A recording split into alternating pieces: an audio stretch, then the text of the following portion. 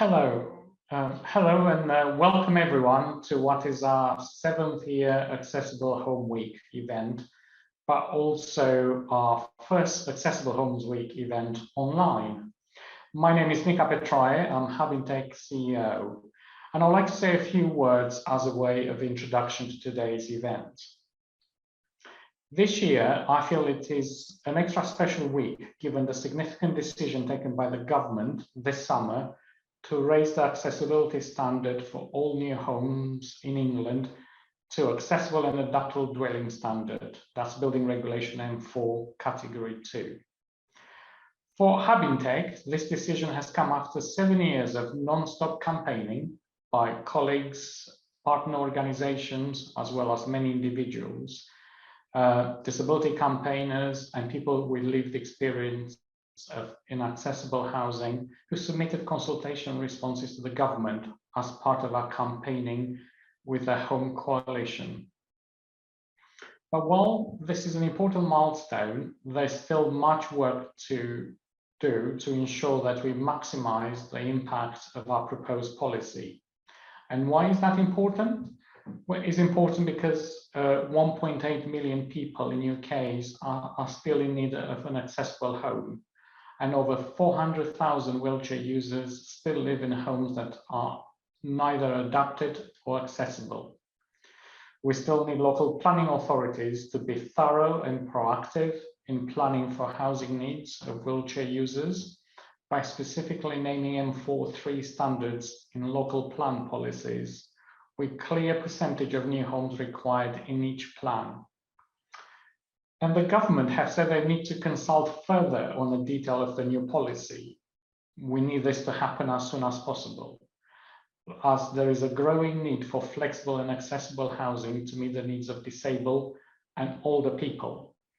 Because everyone benefits from accessible homes, not just individual households, but public funds go further because accessible homes make social care more efficient and support other positive outcomes, such as better health. We as a housing sector need to be ready and able to get on with building new homes to accessible and adaptable standards to alleviate that pressure. Today, you'll hear from my colleagues, Natasha Davies, an access advisor with our CAE, the Centre for Accessible Environments, and Habiteg's Head of Development, Matt Kelly, on accessible and adaptable standards in just a minute. Natasha will be talking with our host today, Christina McGill, Habiteg's Director of External Affairs and Social Impact, about why we should be preparing for local policy changes now, while Matt will be discussing challenges and opportunities that local authorities and housing associations may face when delivering new accessible homes. We're also glad to have with us today Stanley Lau from London Borough of Waltham Forest planning team to share how Waltham Forest is meeting the needs of accessible homes in the borough with support from CAE. And finally, we'll also hear from Ben Williamson, Director of Architecture at PRP, on why building homes for multi-generational living should be given serious consideration. Before I hand over to today's host, Christina McGill, I would like to thank you all once again for joining us, and don't forget to tune to our digital channels for the rest of Accessible Homes Week, and please comment and share our content. Thank you, and I will now hand you over to Christina. Thanks, Nick, and welcome everybody to this Accessible Homes Week session.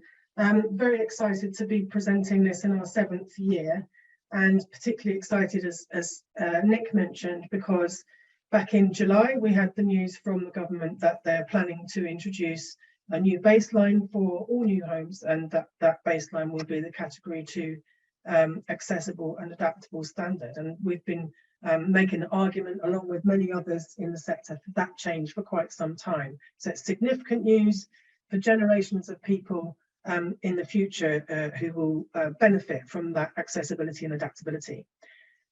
moving on to that new policy environment is going to present some challenges as well as opportunities for local authorities and other key players in the whole sector. So today we've sort of compiled an expert panel to help us get our heads around what some of those changes might mean, and as well as learn from some of the expertise from people who are doing it at the moment. So I'm really pleased to have such an experienced and expert panel with us. Nick's already given you an overview of who those people are. So without further ado, I am going to open up and invite Natasha Davies from CAE to join me on the virtual sofa, as it were, for a bit of a conversation. So hi, Natasha.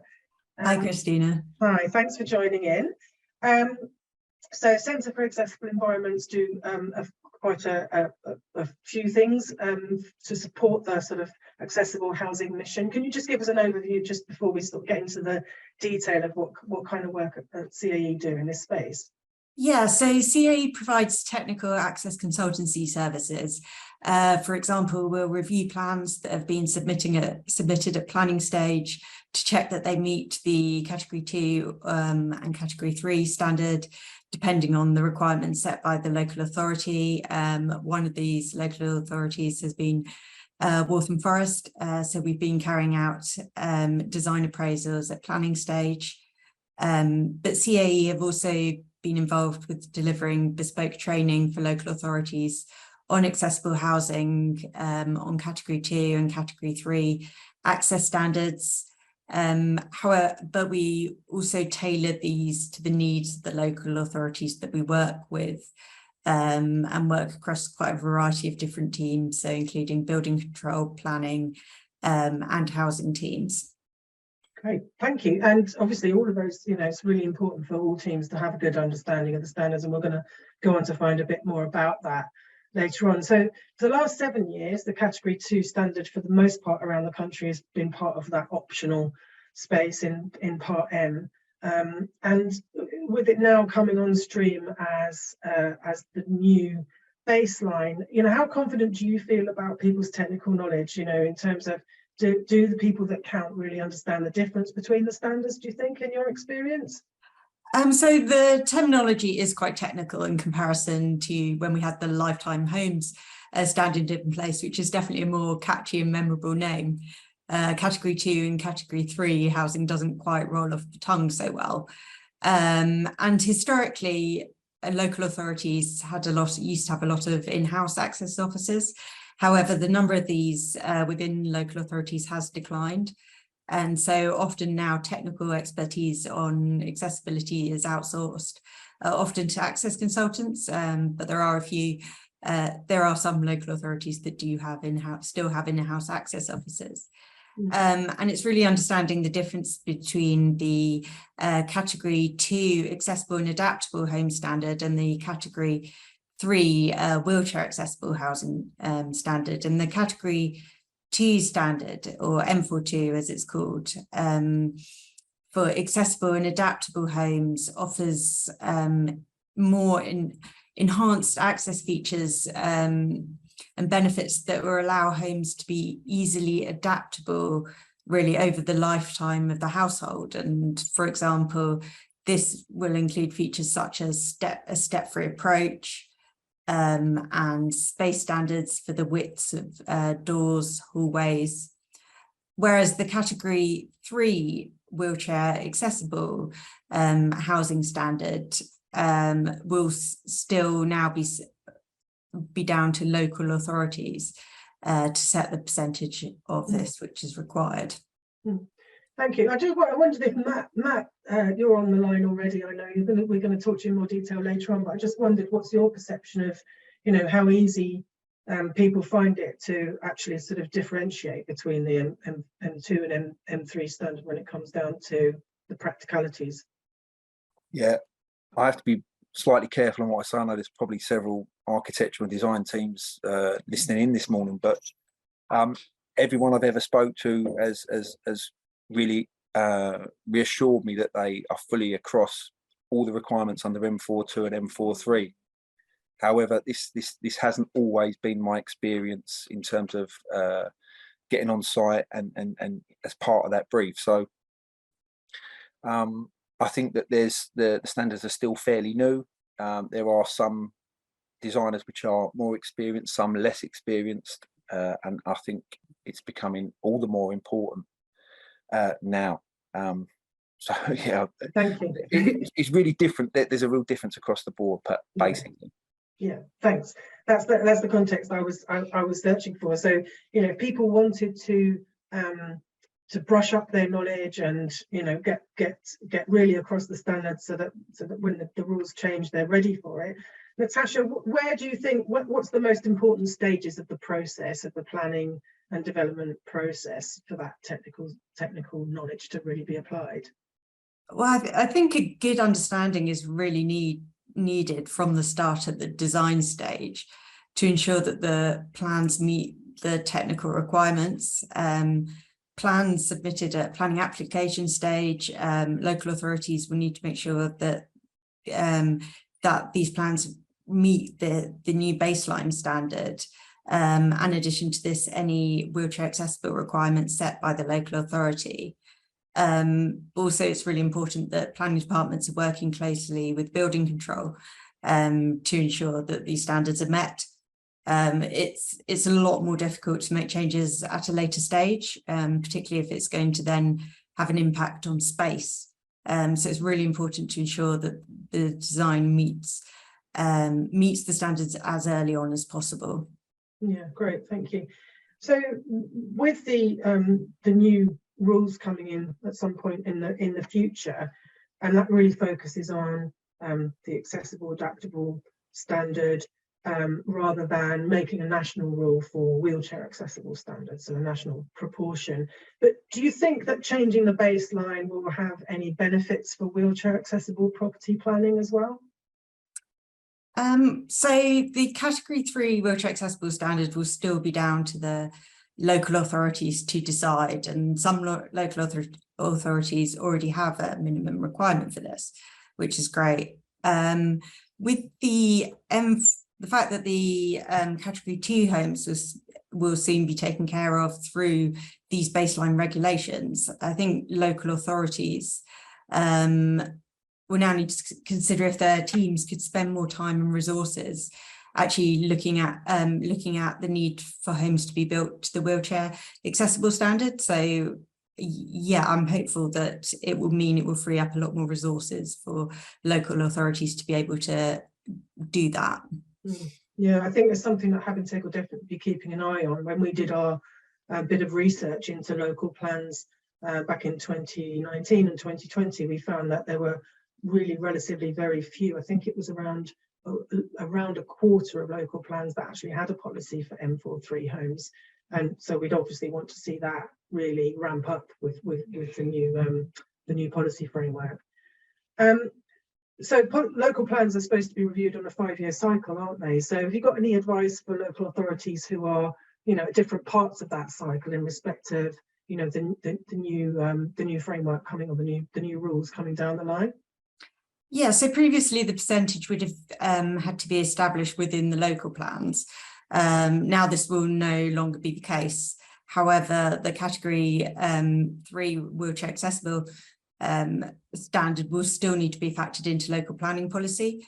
I think it is factoring in these new changes into planning policy, ensuring that message is consistent.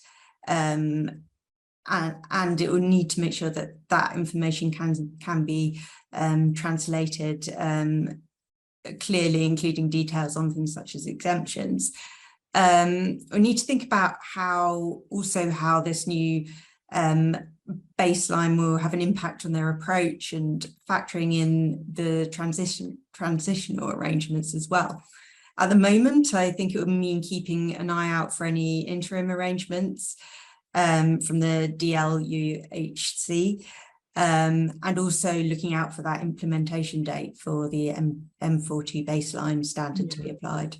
Yeah, thanks. And actually, just to be clear, I just noticed a question in the chat there that the department haven't yet given an indication of when the new rules will be coming into place. So our conversation today is very much ahead of that announcement, and trying to sort of nurture people's thinking about what to look out for when the announcement comes. So we'll be pushing for the government to be clear very soon about when the new rules will come into place. So final question for you, Natasha. This is Chair's privilege, is as it's Accessible Homes Week and I work for Habinteg, I'm going to ask you to say, is there anything special that CAE would like to promote during Accessible Homes Week, or any special offers that you have going this week that you'd like the audience to know about? Yeah, so we've got 10% off our wheelchair housing design guide that can be purchased on the CAE website.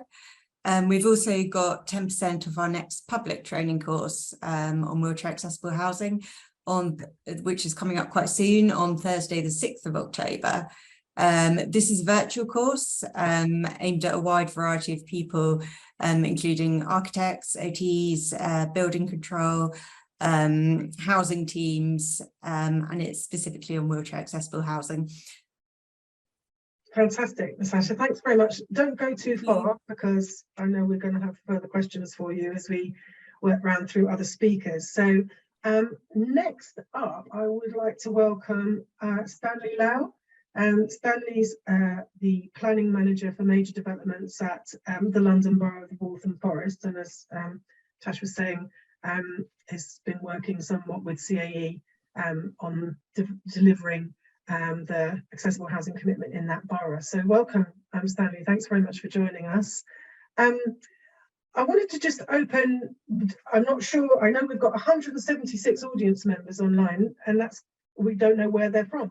So some will be from London and some will be from outside London. I suppose I just wanted to start off by acknowledging the fact that because Waltham Forest is a London borough, your local plan will be in general conformity with the London plan. And since 2004, the London plan has required that all new homes be, well, 90% of new homes be either lifetime homes prior to the new standard and then cap 2 after 2015, with the other 10% designed to wheelchair accessible standards. So that's the kind of the overall kind of picture in the GLA. So my first question was really, is that broadly what you're delivering there at Waltham Forest? Hi, Christina. Sure. In terms of local planning policy, this must be in general conformity with the London plan, which is also part of the development plan. The council's emerging planning policies align with the GLA policies, and therefore officers at Waltham Forest are able to secure wheelchair homes through the imposition of planning conditions to any planning permission. Great. And so how do you apply that policy across different tenures? So essentially officers liaise with our housing colleagues, our planning officers, and we look at the demand for wheelchair homes across the specific tenures. And based on current housing demand and housing need, our housing colleagues have asked us to prioritise new wheelchair homes as social rented tenure. Okay, and do you have planning policies which also apply to the private sector as well?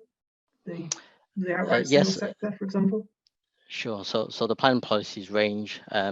In terms of prioritising, that's something that we as officers try to target, to emphasise, but there's also planning policies on providing wheelchair homes for other tenures, such as the open market or for shared ownership, for example. Yeah, thanks. I wanted to ask Ben from PRP to comment on this, because when we were just discussing it briefly last week, and we were speaking, weren't we, about how the kind of the nature of the market has an impact on that perception around who wheelchair accessible properties are for. I just wondered if you wanted to come in on that point, Ben. I think there's a very practical challenge of seeking to ensure that wheelchair adaptable homes or adapted homes are targeted towards those that need them. And I think there's certainly amongst many clients an understanding that you cannot easily direct sale properties towards those parts of the market that need them. Undoubtedly, there are people in the sale market that want to buy those type of homes, but there's a lot more flexibility within social rented properties, for example, and shared ownership properties to target those homes towards those that need them. So this is why we find often that these types of homes get pushed towards the affordable tenures, but it is a practical challenge, and it's in a market where our clients are seeking to be able to expand and ensure their market is wide as possible to be able to sell their homes. It's difficult to target, shall we call them specialist homes, towards the specialist part of the market. So it's a practical challenge. Yeah, thanks, Ben. And I guess that challenge becomes even greater once you're onto the second and third owner of a property, I guess. So, Stanley, we heard earlier a bit from Natasha. Can you just tell us a bit more about how CAE helps Waltham Forest to deliver their planning intention in respect of accessible housing? Sure. So Waltham Forest has built a good relationship with CAE. So what officers do through council on assessing schemes. So the council commissions CAE to independently assess accessibility issues on proposals to ensure they meet policy requirements. As accessibility is a specialist field in itself, it's important that CAE provide important advice and to ensure the quality of developments is achieved from the outset. Natasha spoke earlier about how it's important to design these into the scheme because of the space impacts, and that's something that planning is aligned with to try and involve accessibility matters at the early design stage, which is essentially the pre-application stage of the planning process. Yeah, thank you. We sometimes hear developers are concerned, and actually reflected in Ben's comments earlier, that category 3 homes aren't necessarily that easy to sell, certainly if they're required to provide some cat 3 in the outright sale part of a development. How does Waltham Forest try to make sure that wheelchair users get to hear about the homes that are available to them? So I think what's important at Waltham Forest is how you advertise these homes.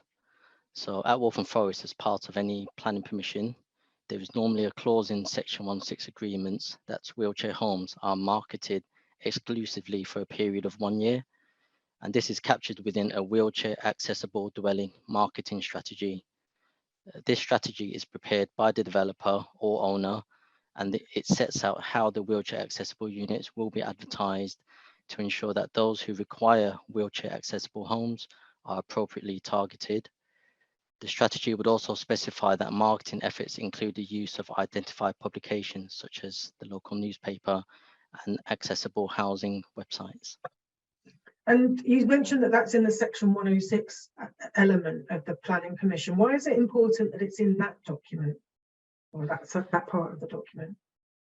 So generally, as part of any planning permission, you'll have planning conditions or a legal agreement, and it's by placing an emphasis of such a clause, this strategy within a legal agreement, it adds extra weight as part of the planning permission in terms of enforcing the intentions of that clause. So it's always stronger to apply this within a legal agreement as opposed to a planning condition. Okay, thank you. I know there's a lot of work going on through campaigners and some of the work Habinteg's doing in the social space on a digital solution, digital house hunting solution for wheelchair accessible properties. So I'm really hoping that at some point in the future, all these different strategies kind of coalesce and it becomes a lot easier for wheelchair users to find a home that's right for them in the tenure that they're looking for. And I'm sure that kind of approach as a best practice tip is a really great one for other local authorities to follow. I wanted to ask a bit about design considerations now, Stanley, and we know that the interior design of wheelchair accessible properties is really critical. We know that they are designed with different spatial layouts that you might, if you walked into such a property, you might feel quite a big difference in, say, the layout and design of the kitchen and bathroom in particular. But that's not the only thing that people are looking for from a development, is it? So could you tell us a bit about the principles that you follow when you're setting out to plan a development that includes wheelchair accessible properties? Sure. So in terms of the external layout, if we are looking at the location of wheelchair homes, the proximity to any accessible parking spaces, small details including the opening of communal doors and entrances, these are all important, and I wouldn't say they're they're an oversight is something that's not always well thought of at a planning application stage, because sometimes you'll have communal doors and entrances to wheelchair homes as part of maybe a block of flats, and they can be quite heavy and difficult for someone as a wheelchair user, in terms of having the physical aspects to be able to open the door to access their property. So it's small details like that which we are thankfully we engage with CAE to try and remind developers that we have to carry this through as part of any planning permission. Yeah, thank you. I don't know, Matt, are you still with us? I can't see your face. I'm just wondering if, Matt, you've got any thoughts on that point as well, about the kind of, outside of the dwelling itself, those considerations when you're sort of setting out. Yeah, I mean, that's something very, I mean, outside of the dwelling and outside of the scheme itself, even, I mean, the scheme behind me in my picture there was one we built a few years back, and we thought we were designed and built out a fantastically accessible scheme, until we noted that one of the barriers that any potential residents were going to encounter in the immediate built environment was a lack of drop curbs. So in order to access the nearest parade of shops, GP surgery, they would be unable to do so. So it's just about, not just even outside of the units themselves, the scheme, it's about consideration in terms of the immediate built environment and access to services and those provisions as well, because they can take a tremendously long time to get in motion. Yeah, thank you. Stanley, you mentioned car parking just now in your reply, and obviously a lot of disabled people rely more on car use than non-disabled people might need to, especially in London, because the transport system is patchy in terms of its accessibility. So how do you cater for the requirements for car parking when you're planning these kinds of units? So at least for Waltham Forest, as a London borough, public transport is becoming more and more accessible, and also as probably a case in point, not all disabled people drive. Waltham Forest is a mini Holland borough as well. However, the council also works closely with Transport for London on schemes that would include step-free access and to improve accessibility across the scheme and beyond, as just mentioned. And I can quote a recent example would includes a possible secondary entrance at Walthamstow Central Station, which will provide a step-free access. So officers are looking at ways to continue to promote level access, not just within the site, but beyond that as well. Great, thank you. So Waltham Forest sound like they're very thorough in approach to planning and developing accessible and adaptable and wheelchair accessible housing. You've done a lot to deliver on your planning commitments. Have you got any plans or improvements that you'd like to make? How you want to build on this experience? Any room to improve in what you're doing? I think the first thing is that the council would like to continue to work closely with CAE and design consultants and architects post planning. So that's once plan permission has been issued, to ensure that new wheelchair homes and the quality of the build is maintained and enhanced where the council is able to effect. And essentially this would be through the building control section. However, the building control is an open market, so not all assessments are carried out by the council's building control officers. Where building regulations approval is sought through the council, then building control officers have the authority to ensure strict standards are maintained on the development of wheelchair homes, and Waltham Forest would be keen to continue that. Great. Thanks very much, Stanley. As with other speakers, don't go away. We'll probably have more questions for you in the future. Actually, there's one that's just come through on the chat, which I'm interested in. Ben Smith's commenting, it's very common for promotional images of new housing schemes to feature only non-disabled people, which isn't so much of an inclusive approach, but also exacerbates some of the problem of targeting appropriate. You know, is that something, have you ever sort of spoken with developers about their marketing materials and the, the visual imagery of it, and what goes up on hoardings as a development's in progress and things like that? I think yes, in terms of inclusivity, I think developers are more mindful, and architects are more mindful of their CGIs, and therefore it's something that we don't normally have to mention anything, because when you see a CGI that's submitted to Waltham Forest, it generally captures those sorts of matters. Yeah, thanks, Stanley. Okay, so I am going to move along to Matt Kelly now. So Matt is, as Nick said at the beginning, Matt is Habinteg's head of development, and has got many years' experience working on different sizes and locations of accessible housing development. So just by way of intro, Matt, can you just give us a flavour of Habinteg's sort of development principles, and what our balance is between the sort of accessible and adaptable, sort of regular general needs type housing, and the wheelchair accessible properties that we develop? Yeah, absolutely. Hello, Christina. Yeah, we take a sort of slightly different approach in terms of the provision, or the split in terms of the M42 and M43 dwellings. So in all schemes we build, there's a minimum of 25% of the new homes will be built to M43. The remainder will be built to M42. And as part of that, making sure that the wheelchair accessible dwellings are sort of pepper potted throughout the scheme, a move away from that sort of historical approach to putting all the wheelchair accessible dwellings together in one specific site, making sure that the scheme is fully, obviously very importantly, fully accessible throughout, so that wheelchair accessible or disabled people are able to visit their neighbours, and vice versa.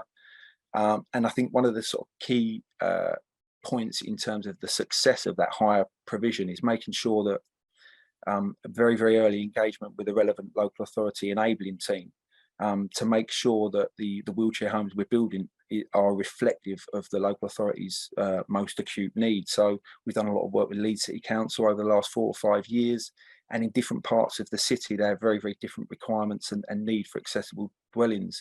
In Hare Hills, as an example, there's a need for sort of larger family-sized wheelchair accessible dwellings to allow for multi-generational living. In the sort of Seacroft, Bramley area, there might be a need for smaller dwellings for elderly people, and in sort of Roundhay, where we've got one of our existing schemes, it might be family-sized accommodation, 2 and 3 beds. So it's making sure that you don't just come out with a very blunt policy compliant approach. It's making sure that it's the tailoring in terms of the provision to make sure it responds best. Yeah, thanks, Matt. So we've heard from Stanley on how Waltham Forest tries to ensure that there's an expert eye on new developments from the pre-application stage. In your experience, how important is that? Yeah, I think that's probably the single most important factor in the success of any accessible scheme. I know it's something that's been reinforced by both Natasha and Stanley, and it's something that I really need to reinforce as well, in terms of all the sort of schemes that I've been involved with or encountered which resulted in poor outcomes were ones where the principles of accessible housing design were tried, or someone had tried to apply those retrospectively. And obviously by that stage, that later stage, without sort of significant design change, and which has an impact on cost, the outcomes are never really very successful. And I think very closely linked to that is so, I mean, the importance is obviously to involve the design team at the earliest possible stage, be that concept or feasibility. And also very closely linked to that is making sure that the design team is adequately briefed, stretching sort of right the way back to a vision document, the project brief, the employer's requirements, and then all the way through construction. It helps if you've got a design team which is it has some previous experience in sort of the practicalities of designing and delivering accessible schemes, but that's obviously not always practical, and sort of reinforces the importance of an appropriate brief. Thank you. I just wonder if you've got any thoughts on one of the questions that I spotted in the chat earlier, and just talking about, relatively relative to the whole population, and the population of disabled people, only 8% of disabled people using a wheelchair.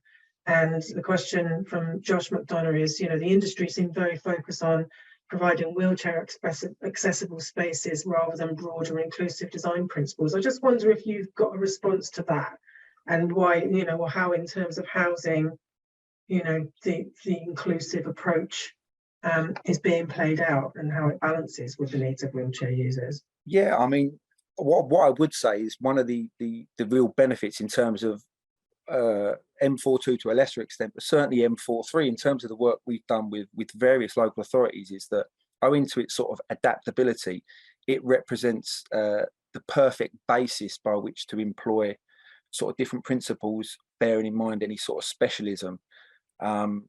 Whilst our focus is obviously is wheelchair accessibility, we found that the Wheelchair Housing Design Guide M43 is the perfect basis by which to employ things that you might need for making dementia-friendly housing, for people with visual impairments, people suffering with things like ADHD. I think the adaptability of the standard is the thing which is most important, so that it can be employed across a range of. Our emphasis is obviously wheelchair accessibility, but that's not to say that the homes we build aren't well suited to a wide range of impairments, disabilities. So that's one thing I would say. Yeah, thank you. So again, thinking about your practical knowledge and your experience, I'm sure that a lot of developers, when they're setting out to provide an accessible development, are thinking about that need for step-free access, and they might consider that some types of site, if they're hilly, for example, might be impractical for that kind of development. People might be a bit concerned now, thinking, well, if Cat 2 is going to be the baseline, is that going to mean that there's whole swathes of the country where we're not going to be able to develop? So I just wondered, where Habinteg have had challenges in terms of more hilly sites, what kind of approaches have helped us to rise to that challenge to develop? Yeah. No, that's a really, really important point, and it's something that I thought of very early on in my career with Habinteg. It's a bit of a sort of misconception, is that in order to develop a sort of successful, accessible scheme, you need us to start with a site which is sort of perfectly level. Don't get me wrong, it would be fantastic if they all were, and it really would help. But sites like that are obviously incredibly rare. And gradients and topography, they're not something that cannot be overcome with the necessary forethought. And I think it goes right back to my first point in terms of the appropriate brief, and making sure that the accessible housing principles are applied as importantly as other things like energy efficiency, sustainability, building safety. And if you do that, you'll achieve a successful outcome. Now, with the bulk of our work in more recent years has been in Yorkshire, very, very hilly compared to where I hail. And the sort of things that we've found to sort of overcome that are working with the site. So I think most recently one of our schemes in Bramley, it was actually at the foot of a valley, so there was a slope right the way across, and we worked with the site. It was sort of careful placing of the dwellings. We split the site into key zones, trying to limit the use of sort of costly earth retainment and sort of engineering solutions wherever possible, and obviously the avoidance of ramps. And it's therefore sort of really quite easy, if you're thinking about the end user and the homes you're building at the earliest possible stage, to achieve the outcome you require. Thank you. Again, we were thinking about that kind of the world outside of the dwelling itself, and some of the barriers that there might be immediately outside the property. Can you say something a bit more about like how we've tried to choose, what we consider about a location when Habinteg are developing? Yeah, so I mean, we've got sort of several key criteria in terms of the PTAL rating of the site, access to public transport for those who might not drive, access to services, and as I spoke about, the scheme behind me, we sort of ticked all the relevant boxes. Yes, we've got shops within a very short distance, GP surgery the same, but what we found we actually got on site was that actually accessibility to those residents or potential end users were going to face an immediate barrier in terms of once they came off our fantastic pedestrianised footways, they were going to encounter a barrier in terms of a lack of drop curb provision. The footpath on the main road immediately outside our scheme was in real poor condition. There'd been a history in terms of lifting up the flags for things like cable, television, gas pipes, etc. And what it required was just early engagement with the local authority and their highways team to make sure that those issues were addressed prior to the scheme being handed over and let. Thank you. I wanted to bring Natasha back in at this point. Natasha, I know that in the wheelchair housing design guide there are a few points around the exterior of a home that are brought up there. But I just wondered, sort of, as a wheelchair user yourself, what kind of things you look for in an environment when when you've been house hunting. What are the things that really matter to you most, apart from what the home itself offers? Yeah, parking is a big one for me, and having parking near, being able to have accessible parking outside my property, even if there's an accessible station nearby, your destination station at the other end might not be accessible. So it's really, really important to have that flexibility, but also things such as accessible cycle parking too. I've got an adapted bike, and it's not something that's you often find in properties, something as simple as that can enable a wheelchair user to, or a disabled person to be able to use the outside environment more easily. And then it's really, really simple things such as drop curbs and just the maintenance of pavements, and just being able to push across the smooth ground for me are big ones. Yeah, that's really interesting. Stay there for a minute, because there was a question from the audience which I'm interested to get your views on, and it was around the Cat 3 standard itself and whether the specifications within it are truly fit for purpose for people's changing needs. So, the actual kind of ergonomic needs of disabled people changing all the time, wheelchairs, power wheelchairs, for example, and how the standard caters for a range of different wheelchair users. I just wondered if you've got any comment on that, or any thoughts about what might come down the track in terms of revision to the standard in the future. Yeah, definitely. Yeah, I think there probably are going to be limitations to what's out the standard at the moment, and I don't know whether historically that may be because a lot of the research focused on wheelchair users rather than, say, people that use mobility scooter users. So it'd be really I think it would be, and people's needs are changing, and different types of wheelchairs are available, larger wheelchairs are available. So yeah, I think there definitely needs to be some further research into that to see if this wheelchair accessible standard is fit for purpose, because I'm sure there are lots of people that it's not necessarily going to work for. Yeah. I don't know if we've got any. Sorry, I'll just add there, Christina, in terms of trying to overcome those issues whilst those things are being ironed out, is that what we try and do is engage with the potential end user as early in the process as possible, try and work out if there are any person-specific adaptations that are going to be required. And these are often really, really easily and cheaply incorporated during the construction phase, as opposed to waiting until the property gets let and handed over. And I know it's not always possible. People's needs are changing all the time, but I think trying to engage as early as possible with who is actually going to reside in the dwelling can help overcome those issues.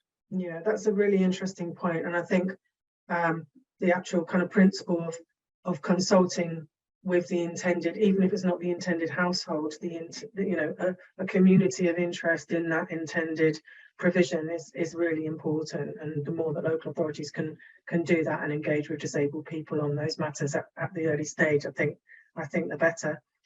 I've got one final question for you, Matt, and it's a slightly, I guess, a bit of an elephant in the room question, potentially. So you know, traditionally some developers, and I think one of the questions in the from the chat is that you know, outside of London, developing particularly apartments to the accessible adaptable category 2 standard, you know, has been patchy around the country, and a challenge. And I guess that some of that is because, you know, with smaller flatted blocks can be a challenge around developing Cat 2 because of the requirement for step-free access and the need for a lift, which gets a bit expensive. So with the regulatory baseline set to change, how would you like to see the new regulations account for that challenge around step-free access? Yeah, I mean, that's one of the sort of key challenges I'm facing currently on a number of sort of sites I'm building out. You've got that sort of tipping point between developing a sort of low density scheme of houses and bungalows, and those schemes which sit in between that and sort of larger flatted blocks and multi-storey towers, in that those sort of schemes whereby the solution would be a sort of small flatted block under the old Lifetime Homes guidance. Certainly when I started out with Habinteg, a walk-up block would be suitable and would be the answer in those instances. And we're not talking about, there's certainly things you can do with a set of stairs. They're not all equal. You can make a shallower set of stairs, making sure that there are adequate resting points on the staircase.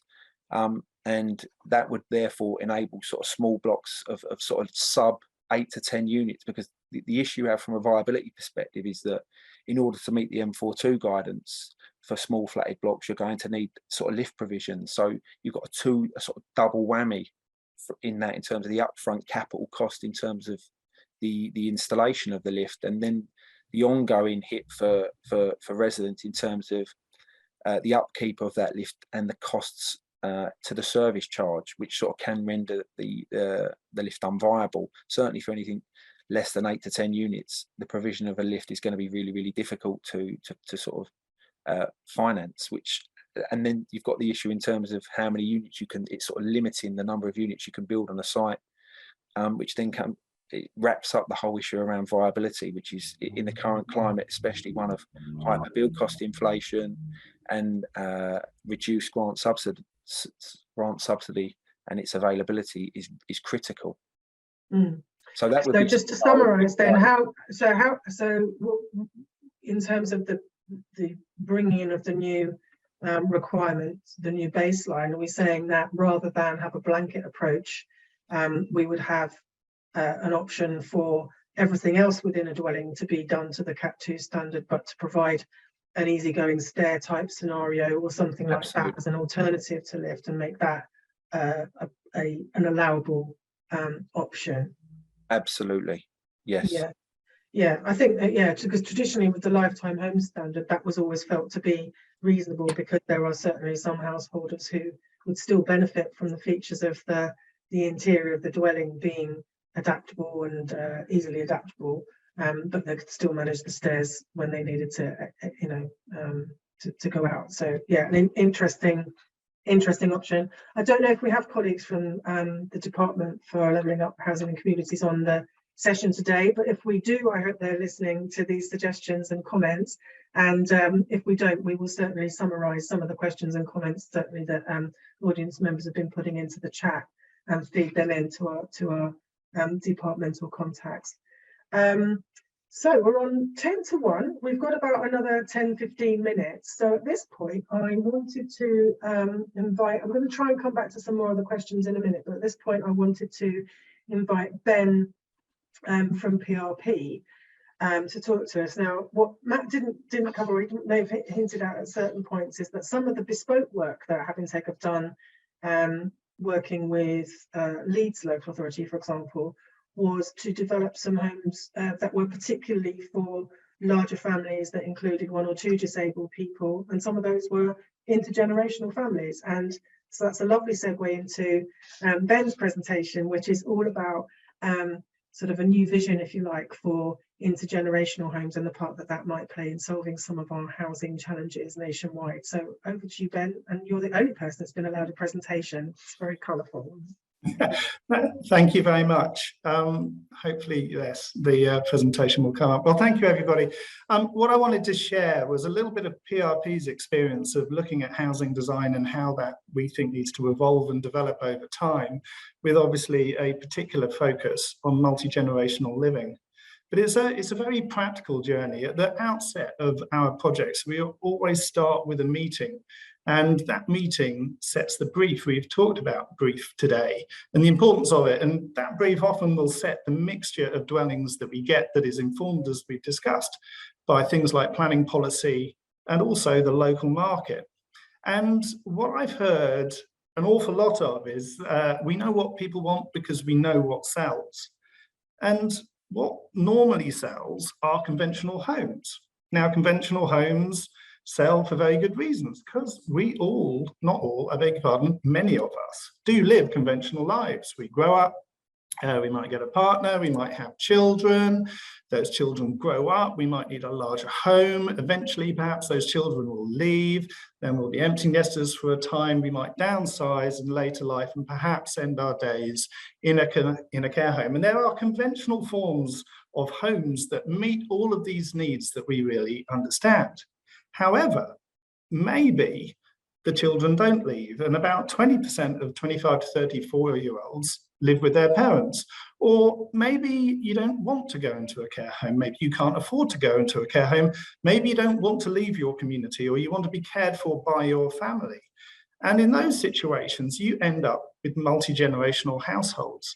And these households do not suit conventional accommodation. There's very little that provides for these out there, but there are many households that live like this. It's very effective, with grandparents perhaps looking after and babysitting grandchildren, with the family caring for and supporting the elderly. It's a very effective form of household, and it's very common. Apparently about 1.8 million multi-generational households in Britain today, and growing. And so we think if you're to be inclusive and provide opportunities for all in our society, you need to look beyond just the conventional and start to look at new models of housing. And so for us, the Olympics provided an opportunity, or more particularly Chobham Manor, which was the Olympic legacy development, where we developed a multi-generational house. And it was based on some very simple principles, many of which have been discussed today. It starts with having a parking space close to the home, so that those that need and have a reliance on their car can get easily to the home. And it creates two independent dwellings directly off the street, or entrances, I beg your pardon, directly off the street into two independent dwellings that can then be occupied by different generations of the same family, but with a link and a connection across a shared courtyard that enables the interaction of that wider family in an effective way, so that you get accommodation that can house multiple generations, but without all the difficulties of them all being grouped together into one single space. And these are the plans that we developed for it, and we built these out. These are some of the pictures from the family kitchen dining space downstairs, looking onto the courtyard, out into the courtyard, looking back into the house. And it creates activity on the streetscape. It sits within exactly the same plot as a conventional house type. And so it's not rocket science, shall we say, but it has proved incredibly popular. Not only does it provide for that multi-generational opportunity, but it creates huge flexibility for how these homes work. The opportunity to have an au pair or a nanny live within the demise, but not actually within the home, to look after children, to have a care worker to enable and look after you in your own home. But also things like having a separate annex that can provide a home office and things. These are uses that have become incredibly helpful during lockdown, where we've realized the benefits of having these flexible uses. And we've also experienced the benefits of multi-generational communities, where communities come together to support each other. And so we wanted to look at how we could extend the benefits of the multi-generational household to community living. Now, this is Nine Wells in Cambridge, literally out in the Shires, where we developed a form of multi-generational house here. It was a 3-story house to the front, accessed from the rear by a mews court to provide for that parking facility, and annex over the top. And however, not just those homes, but integrating later living, a student hall of residence, some starter homes, small, medium and large homes delivered in a range of affordable rent, shared ownership and sale tenures. So we had a really, really mixed, diverse community that we hope can bring together all the benefits of creating effective, self-sustaining communities. And these are some of the images of the completed scheme. Lots of open space, lots of places to get out, to meet your neighbour, to talk to your neighbour, actually meet the people you live with. And because we were accessing a lot of these dwellings from mews courts to the rear and providing services, it meant that the front of these homes can open directly out onto car-free spaces with no roads at all, just footpaths, pavements and open space where the young, the old, the mobility impaired alike can all get outside, be together, you know, enjoy the open space outside and help to promote that sense of connection and community. But, and there is a really big but, so far, these types of property, multi-generational property, were just large houses for sale. And that caters for such a small part of the market. And these are needed across all tenures, across all areas. And particularly when it comes to areas, it's not effective or practical to deliver large houses in dense urban environments. And so we saw the need to seek to develop the principles of the multi-generational household that can be delivered across tenures and in denser urban areas. So we started by coming up with the shared family multi-gen apartment, something that could be built into apartment blocks where you have two separate entrances, where you have a little annex, if you like, to one side, a two-bedroom flat to the other, with shared kitchen dining facilities and a shared external amenity space. However, we do recognise that there's a degree of inflexibility in here, and a lot of local authorities want housing that can provide for a range of different needs. And so we came up with the family multi-gen apartment, essentially quite conventional one-bed and two-bedroom flat, but linked through a common external amenity space so that it can be let to people who can live as a multi-generational household. But if not, and if there's no need for that, the external amenity space can be subdivided and these properties can be let independently. So very flexible, simple ways that if you can build in during the planning stage, that this opportunity for multi-generational living can be accommodated even in higher density and across tenure areas.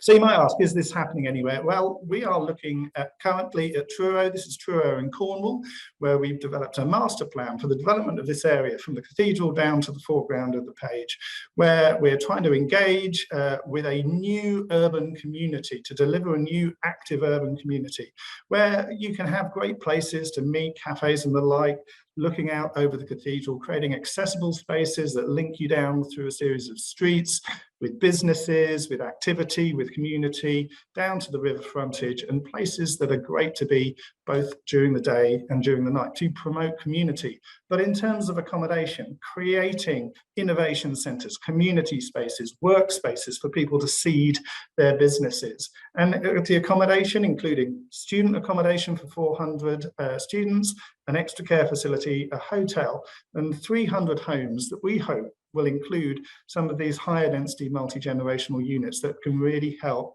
create a viable, diverse community in an urban setting.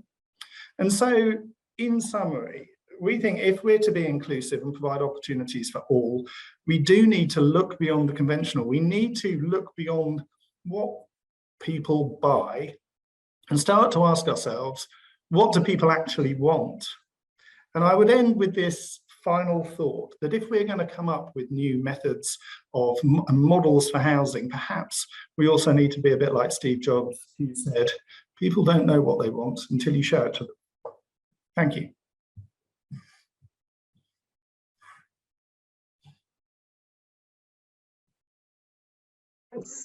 Thanks so much, Ben, for that.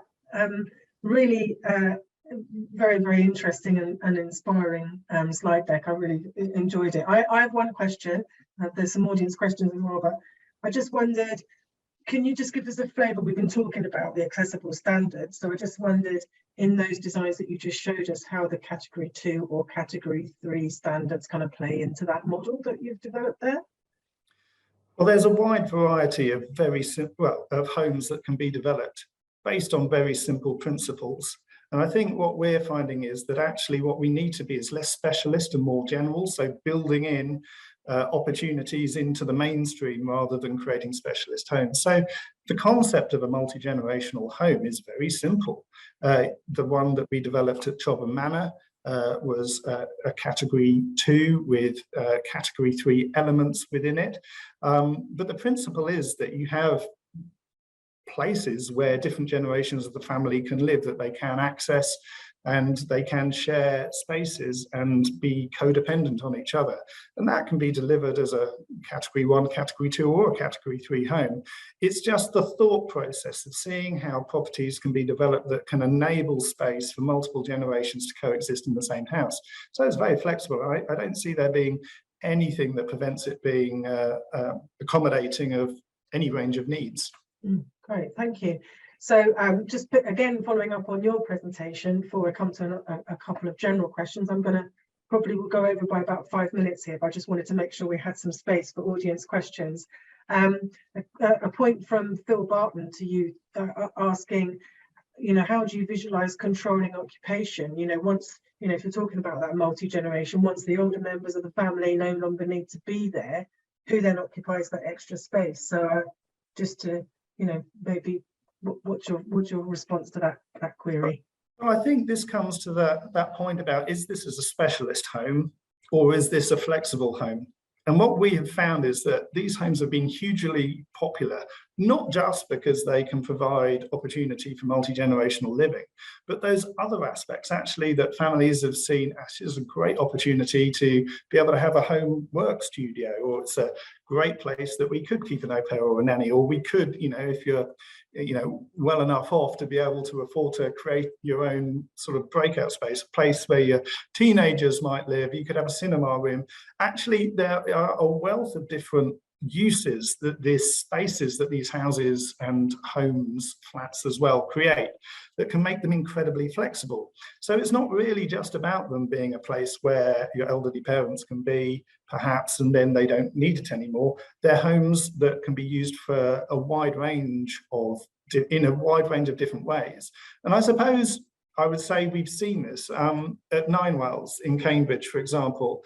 Our client was understandably a little cautious initially about introducing these. Would people pay more for this additional space? And actually, they only sold the homes with this additional flexibility before any of the more conventional homes sold. So in subsequent phases, every opportunity for the multi-generational flexible typology was delivered, and there's a hunger in the market. So I don't think it is something that really just meets this accessibility need. It can do, but the wonderful thing is this can become something that is universally popular and that can appeal to a wide range, enabling these homes to be delivered across a much greater volume that makes them more accessible, making more opportunity for people to own them and live in them and benefit from them. Yeah, great, thank you, Ben. So I think we've got time for one more question before we wrap up, and I guess I am going to go to the question of costs, and I wonder if maybe Matt might be a good person to start with on this question. So, it's come up a couple of times in the chat, but in summary, how do we address the costs, the additional cost of delivering accessible housing? Housing full stop is an expensive business, and in different areas of the country can be greater or lesser challenge to actually get out of the ground. Accessible homes, surely they're more expensive. How are we going to deal with that? Well, I think there's two elements into when you give consideration to cost. There's the first one, which is the viability issue, which we've spoken about. It's about how many units you can achieve on a site, and I think something very simple in terms of removing the current dispensation, ensuring that you can have the use of walk-up blocks would certainly help from a viability perspective. And then you've got the actual physical cost in terms of developing accessible homes. And I think if you look at outside of the kitchens and bathrooms, and you're talking and the space as such, that the sort of, it goes back to the brief and the careful planning, because I mean the cost of a switch or a socket height or a socket or a window lintel or a threshold, these are all the cost is the cost. It's about the height and where they're planned and the way in which the homes are designed. I think there are the additional cost is within the kitchen and bathroom, but I think the other thing is that if we're talking about a level playing field in terms of from corporate house builders, housing providers, local authorities, if everyone's working to the same standards, the market will work itself out. Those are things that will have to be delivered. We need to remove this sort of potential dispensation from Three Dragons viability assessment, some people being able to not deliver those points on the basis of viability. If everyone's working from the same standard, I think there'll be an adjustment within the market to reflect that. And can you remember, I think actually I think Habinteg may have tweeted on it, I think Nick Apetroaie tweeted on it the first thing this morning, that the additional cost of building to a Cat 2 standard when it was first estimated for the nation's favourite house type, a 3-bedroom semi, I think the additional cost, am I right in thinking, was £521 per unit? Was that per home? That sounds about right. Right? That sounds, it's marginal, certainly. I mean, the big Yeah. cost is obviously in the M43, where there's some additional detailing around an adjustable kitchen and bathroom. But yeah, like I say, it's minimal, and I think that level playing field is so important. Yeah, thank you so much. Well, I think I'm going to wrap up there. I just want to acknowledge one thing. I think twice I've slipped and I've referred to new homes as units, and I think somebody's admonished me very justifiably in the chat there, because I guess part of the reason, or the main reason, that this whole area of practice and area of work is so important is that we are talking about people's homes and places where people wish to thrive and to live healthy lives with a high level of well-being. So I will endeavour in future not to use the word unit, because that doesn't at all support that mission. But thank you so much to all of our speakers today, once again for joining us. Thank you for everybody for tuning in. There will be a copy of the presentation available afterwards, I think. So if you've had an email with the joining details, we will email you again with details of where to find that. And it just remains for me to encourage you all to engage as you wish with the Accessible Housing Week content. So if you check out Habinteg's social channels on Twitter and LinkedIn, there's plenty going on this week. We've got some original blog work, we've got some videos, and lots of people joining in, and we'd love to hear your comments and contributions too on the social channels. So I think that's it. It's nearly 1:10. We said we'd finish at 1 o'clock, so it's not too much of a run over. Thanks everyone very much for joining, and have a great afternoon.